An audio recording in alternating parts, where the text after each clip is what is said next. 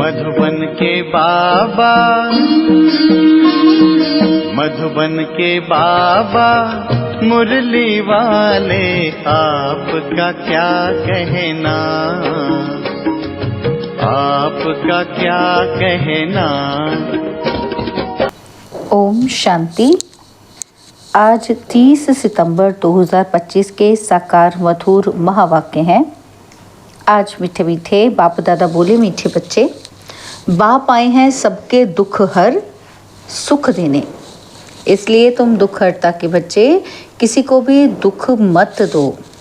बाबा ने कहा, मीठे बच्चे, बाप आए हैं सबके दुख हर कर सुख देने, इसलिए तुम दुख हरता के बच्चे किसी को भी दुख मत दो।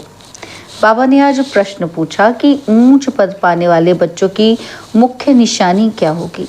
तो उत्तर में बाबा ने कहा, पहली निशानी कि वे सदा श्रीमत पर चलते रहेंगे, और दूसरा कभी हठ नहीं करेंगे, और तीसरी निशानी अपने को आपे ही राज तिलक देने के लिए पढ़ाई पढ़कर गैल्प करेंगे। चौथी निशानी है कि अपने को कभी घाटा नहीं डालेंगे, और पांचवी निशानी सर्व प्रति रहम दिल और कल्याणकारी बनेंगे, उन्हें सर्विस का बहुत शौक होगा। और छठी निशानी है कि कोई भी तुच्छ काम नहीं करेंगे, लड़ेंगे झगड़ेंगे नहीं। मुरली का गीत है, तूने रात गवाई सोए के, दिवस गवायो खाए, हीरा जन्म अमोल था, कौड़ी बदले जाए। ओम शांति। रूहानी बच्चे रूहानी बाप के सामने बैठे हैं। अब इस भाषा को तो तुम बच्चे ही समझ सकते हो और कोई नया समझ ही ना सके। हे रूहानी बच्चे, ऐसे कभी कोई कह ही ना सके, कहने आएगा ही नहीं। तुम जानते हो, क्या जानते हैं हम? कि हम रूहानी बाप के सामने बैठे हैं, जिस बाप को यथार्थ रीति कोई भी नहीं जानते। भल अपने को भाई भाई भी समझते हैं कि हम सब आत्माएं हैं, बाप एक है, परंतु यथार्थ रीति नहीं जानते। जब तक सम्मुख आकर समझे नहीं, तब तक समझे भी कैसे? तो तुम भी जब सम्मुख आते हो तब समझते हो। तुम हो ब्राह्मण ब्राह्मणियाँ, तुम्हारा सरनेम ही है ब्रह्मावंशी ब्रह्मा कुमार कुमारियाँ। शिव की तो सब आत्माएं हैं, तुमको शिव कुमार व शिव कुमारी नहीं कहेंगे, यह अक्षर रॉन्ग हो जाता। कुमार हो तो कुमारी भी हो। शिव की सब आत्माएं हैं, कुमार कुमारी तब कहा जाता जब मनुष्य के बच्चे बनते हैं। शिव के बच्चे तो निराकारी आत्माएं हैं ही। मूल वतन में सब आत्माएं ही रहती हैं, जिनको सलीग्राम कहा जाता है। यहाँ आते हैं तो फिर कुमार और कुमारियाँ बनते हैं जिस्मानी। वास्तव में तुम हो शिव बाबा के बच्चे।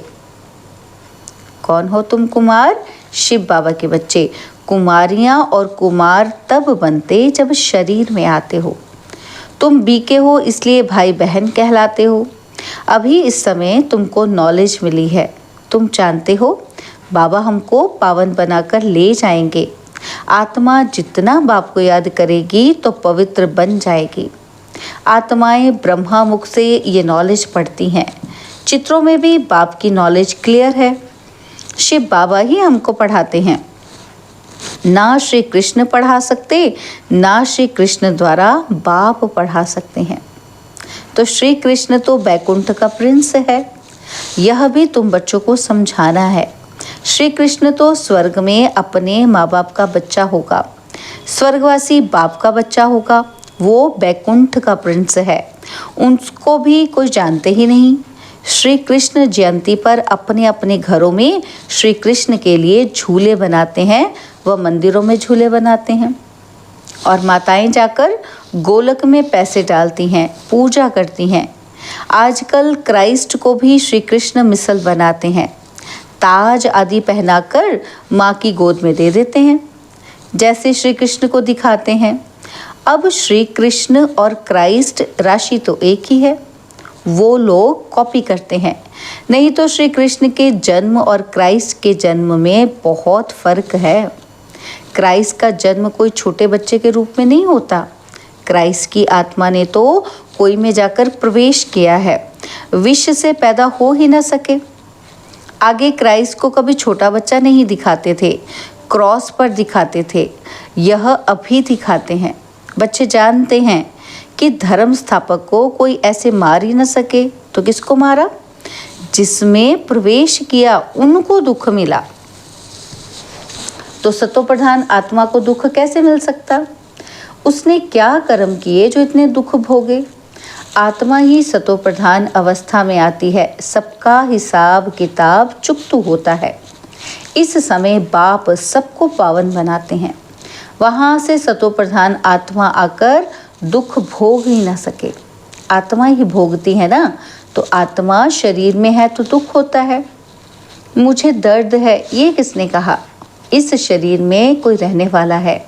वह कहते हैं परमात्मा अंदर है, तो ऐसे थोड़ी कहेंगे कि हमको दुख है। सर्व में परमात्मा विराजमान है, तो परमात्मा कैसे दुख भोगेगा? यह आत्मा पुकारती है। क्या पुकारती है? कि हे परमपिता परमात्मा, हमारे दुख हरो। पारलौकिक बाप को ही आत्मा पुकारती है। अभी तुम जानते हो बाप आया हुआ है, दुख हरने की युक्ति बता रहे हैं। आत्मा शरीर के साथ ही एवर हेल्दी वेल्दी बनती है। मूल वतन में तो हेल्दी वेल्दी नहीं कहेंगे, वहाँ कोई सृष्टि थोड़ी है, वहाँ तो है ही शांति। शांति स्वधर्म में टिके हुए हैं। तो अभी बाप आए हैं सबके दुख हरकर सुख देने। तो बच्चों को भी कहते हैं कि तुम मेरे बने हो, किसी को दुख नहीं देना। यह लड़ाई का मैदान है, परंतु गुप्त। वह है प्रत्यक्ष। यह जो गायन है कि युद्ध के मैदान में जो मरेंगे वह स्वर्ग में जाएंगे, उसका अर्थ भी समझाना पड़े। तो इस लड़ाई का महत्व देखो कितना है। बच्चे जानते हैं कि उस लड़ाई में मरने से कोई स्वर्ग में जा ही ना सके, परंतु गीता में भगवानुवाच है, उनको मानेंगे तो सही ना। तो भगवान ने किसको कहा? उस लड़ाई वालों को कहा या तुमको कहा? दोनों को कहा। उन्हों को भी समझाया जाता है कि अपने को आत्मा समझ बाप को याद करो। यह सर्विस भी करनी है। अब तुम स्वर्ग में अगर जाना चाहते हो तो पुरुषार्थ करो। लड़ाई में तो सब धर्म वाले हैं, सिख भी हैं, वो तो सिख धर्म में ही जाएंगे। स्वर्ग में तो तब आ सकेंगे जब तुम ब्राह्मणों से आकर ज्ञान लें। जैसे बाबा के पास आते थे तो बाबा समझाते थे। क्या समझाते थे बाबा? कि तुम लड़ाई करते शिव बाबा की याद में रहेंगे तो स्वर्ग में आ सकेंगे। बाकी ऐसे नहीं कि स्वर्ग में राजा बनेंगे, नहीं। जास्ती उन्हों को समझा भी नहीं सकते हो, उनको थोड़ा ही ज्ञान समझाया जाता है। लड़ाई में अपने इष्ट देवता को याद ज़रूर रखते हैं। सिख होगा तो गुरु गोविंद की जय कहेंगे। ऐसा कोई नहीं जो अपने को आत्मा समझ परमात्मा को याद करे। बाकी हाँ, जो बाप का परिचय लेंगे तो स्वर्ग में आ जाएंगे। सबका बाप तो एक ही है, पतित पावन। वह पतितों को कहते हैं मुझे याद करने से तुम्हारे पाप कट जाएंगे, और मैं जो सुखधाम स्थापन करता हूँ उसमें तुम आ जाएंगे। लड़ाई भी शिव बाबा को याद करेंगे। लड़ाई में किसको याद करेंगे? बाबा कहते हैं अगर लड़ाई में शिव बाबा को याद करेंगे तो स्वर्ग में आ जाएंगे। उस युद्ध के मैदान की बात और है और यहाँ और है। यहाँ भी बाबा कहते हैं ना युद्ध का मैदान है याद करना। तो उस युद्ध के मैदान में तो हम बाबा को याद करेंगे तो कहाँ चले जाएंगे?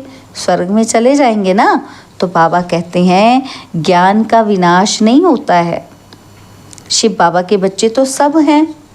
अब शिव बाबा कहते हैं मामेकम याद करने से तुम मेरे पास आ जाएंगे मुक्ति धाम। और फिर जो ज्ञान सिखाया जाता है वह पढ़ेंगे तो स्वर्ग की राजाई मिल जाएगी। कितना सहज है स्वर्ग में जाने का रास्ता, कैसे सेकंड में मिल जाता है।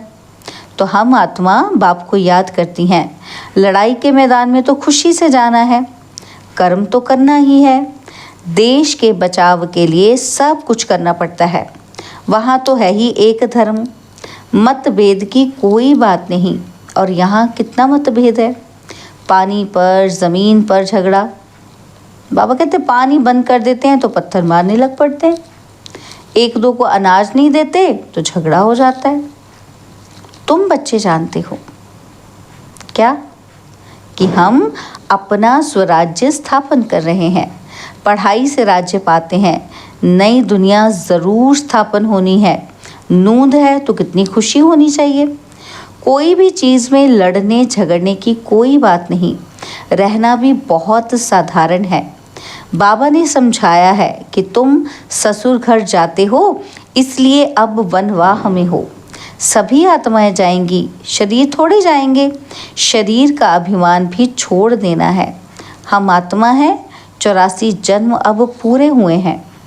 जो भी भारतवासी हो बोलो भारत स्वर्ग था, अब तो कलयुग है। कलयुग में अनेक धर्म हैं और सतयुग में एक ही धर्म था। भारत फिर से स्वर्ग बनना है। समझते भी हैं कि भगवान आया हुआ है। आगे चल भविष्यवाणी भी करते रहेंगे। वायुमंडल देखेंगे ना तो बाप बच्चों को समझाते हैं। बाप तो सभी का है ना, तो सबका हक है। बाप कहते हैं मैं आया हूँ और सबको कहता हूँ। क्या कहते हैं बाबा? माम एकम याद करो तो तुम्हारे विकर्म विनाश होंगे। अभी तो मनुष्य समझते हैं कि कभी भी लड़ाई हो सकती है, ये तो कल भी हो सकती है। लड़ाई जोर भरने में देर थोड़ी लगती है। परंतु तुम बच्चे समझते हो कि अभी हमारी राजधानी स्थापन हुई नहीं तो विनाश कैसे हो सकता है। अर्जुन, बाप का पैगाम ही चारों तरफ कहाँ दिया है। पतित पावन बाप कहते हैं मुझे याद करो तो विकर्म विनाश होंगे। यह पैगाम सबके कानों पर जाना चाहिए। भल लड़ाई लगे, बॉम्ब्स भी लग जाएं, परंतु तुमको निश्चय है। क्या निश्चय है? कि हमारी राजधानी ज़रूर स्थापन होनी है। तब तक विनाश हो नहीं सकता। विश्व में शांति कहते हैं ना, तो विश्व में वॉर होगी तो विश्व को खत्म कर देंगे। यह है विश्वविद्यालय। सारे विश्व को तुम नॉलेज देते हो। एक ही बाप आकर सारे विश्व को पलटाते हैं, माना परिवर्तन करते हैं। वो लोग तो कल्प की आयु ही लाखों वर्ष कह देते। तुम जानते हो इनकी आयु पूरे 5000 वर्ष है। कहते हैं क्राइस्ट से 3000 वर्ष पहले हेवन था। इस्लामी, बौद्धि आदि सबका हिसाब किताब निकालते हैं। उनसे पहले दूसरे कोई का नाम है ही नहीं। तुम अंगे अक्षरे बता सकते हो तो तुमको कितना नशा रहना चाहिए। झगड़े आदि की तो बात ही नहीं। झगड़ते वह हैं जो निधन के होते हैं। तुम अभी जो पुरुषार्थ करेंगे 21 जन्म के लिए प्रारब्ध बन जाएगी। लड़ेंगे झगड़ेंगे तो ऊंच पद भी नहीं मिलेगा और सजाएं भी खानी पड़ेंगी। कोई भी बात है, कुछ भी चाहिए तो बाप के पास जाओ। गवर्नमेंट भी कहती है ना कि तुम फैसला अपने हाथ में नहीं उठाओ। कोई कहते हैं हमको विलायत का बूट चाहिए। बाबा कहेंगे बच्चे अभी तो वनवाह में हो, वहाँ तुमको बहुत माल मिलेंगे। बाप तो राइट ही समझाएंगे ना कि यह बात ठीक नहीं है।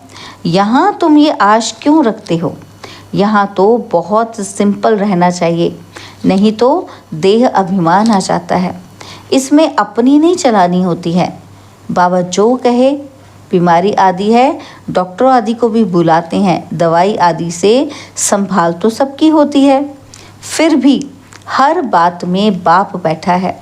श्रीमत तो श्रीमत है ना, तो निश्चय में विजय है। वो तो सब कुछ समझते हैं ना। बाप की राय पर चलने में ही कल्याण है। अपना भी कल्याण करना है। कोई को वर्थ पाउंड बना नहीं सकते हैं तो वर्थ नॉट अ पेनी ठहरे ना, तो पाउंड बनने लायक ही नहीं। वहाँ वैल्यू नहीं तो वहाँ भी वैल्यू नहीं। बाबा कहते हैं यहाँ वैल्यू नहीं है तो वहाँ भी वैल्यू नहीं रहेगी। सर्विसेबल बच्चों को सर्विस का कितना शौक रहता है, चक्र लगाते रहते हैं। सर्विस नहीं करते तो उनको रहमदिल कल्याणकारी कुछ भी नहीं कहेंगे। बाबा को याद ही नहीं करते तो तुच्छ काम करते रहेंगे, पद भी तुच्छ पाएंगे। ऐसे नहीं कि हमारा तो शिव बाबा से योग है, यह तो है ही बीके। तो शिव बाबा ब्रह्मा द्वारा ही ज्ञान दे सकते हैं। सिर्फ शिव बाबा को याद करेंगे तो मुरली कैसे सुनेंगे और फिर नतीजा क्या होगा? पढ़ेंगे ही नहीं तो पद क्या पाएंगे। यह भी जानते हैं कि सबकी तकदीर ऊंच नहीं बनती है, वहां भी तो नंबरवार पद होंगे। पवित्र तो सबको होना है, आत्मा पवित्र बनने बिगर शांति धाम जा ही नहीं सकती। बाप समझाते हैं, तुम सबको ये ज्ञान सुनाते चलो। कोई भल अभी नहीं भी सुनते हैं, आगे चलकर ज़रूर सुनेंगे। अभी कितने भी विघ्न तूफान जोर से आए, तुम्हें डरना नहीं है, क्योंकि नए धर्म की स्थापना होती है ना। तुम गुप्त राजधानी स्थापन कर रहे हो। बाबा सर्विसेबल बच्चों को देखकर बहुत खुश होते हैं। तुम्हें अपने को आप ही राज तिलक देना है, श्रीमत पर चलना है। इसमें अपना हठ चल ना सके। मुफ्त अपने को घाटे में नहीं डालना चाहिए। बाप कहते हैं, बच्चे सर्विसेबल और कल्याणकारी बनो। स्टूडेंट को टीचर कहेंगे ना कि पढ़कर गल्प करो। तुमको 21 जन्मों के लिए स्वर्ग की स्कॉलरशिप मिलती है। डिनाइस्टी में जाना यही बड़ी स्कॉलरशिप है। अच्छा, मीठे मीठे सिकिलदे बच्चों प्रति माता पिता बाप दादा का याद, प्यार और गुड मॉर्निंग। रूहानी बाप की रूहानी बच्चों को नमस्ते। हम रूहानी बच्चों की रूहानी बाप दादाजी को दिलवा जान सिकवा प्रेम से नमस्ते। ओम शांति। प्यारे बाबा, मीठे बाबा, मेरे बाबा, शुक्रिया बाबा, शुक्रिया बाबा, शुक्रिया। धारणा के लिए मुख्य सार है। पहला पॉइंट है, संगम पर बहुत सिंपल साधारण रहना है, क्योंकि यह वनवाह में रहने का समय है। यहाँ कोई भी आश नहीं रखनी है, कभी अपने हाथ में लॉ नहीं लेना है, लड़ना झगड़ना नहीं है। और सेकंड पॉइंट है, बाबा ने कहा विनाश के पहले नई राजधानी स्थापन करने के लिए सबको बाप का पैगाम देना है कि बाप कहते हैं, मुझे याद करो तो विकर्म विनाश हो और तुम पावन बनो।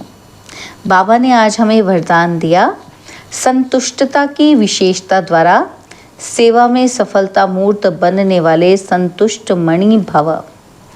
संतुष्टता की विशेषता द्वारा सेवा में सफलता मूर्त बनने वाले संतुष्ट मणि भव।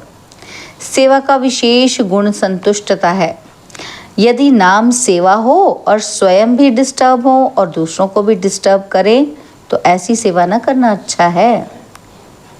तो क्या कहते बाबा, ऐसी सेवा ना करना ही अच्छा है। जहाँ स्वयं के प्रति व संपर्क वालों से संतुष्टता नहीं, वह सेवा ना स्वयं को फल की प्राप्ति कराती है, ना ही दूसरों को। इसलिए पहले एकांतवासी बन स्व परिवर्तन द्वारा संतुष्ट मणि का वरदान प्राप्त कर फिर सेवा में जाओ, तब सफलता मूर्त बनेंगे। स्लोगन है, विघ्नों रूपी पत्थर को तोड़ने में समय ना गवाकर उसे हाई जंप देकर पार करो। विघ्नों रूपी पत्थर को तोड़ने में समय ना गवाकर उसे हाई जंप देकर पार करो। बाबा के अव्यक्त इशारे, अब लगन की अग्नि को प्रज्वलित कर योग को ज्वाला रूप बनाओ। बाबा कहते ज्वाला स्वरूप याद के लिए मन और बुद्धि दोनों को एक तो पावरफुल ब्रेक चाहिए और मोड़ने की भी शक्ति चाहिए। इससे बुद्धि की शक्ति व कोई भी एनर्जी वेस्ट ना होकर जमा होती जाएगी। जितनी जमा होगी उतना ही परखने की, निर्णय करने की शक्ति बढ़ेगी। इसके लिए सब संकल्पों का बिस्तर बंद करते चलो, अर्थात समेटने की शक्ति धारण करो। अच्छा, ओम शांति।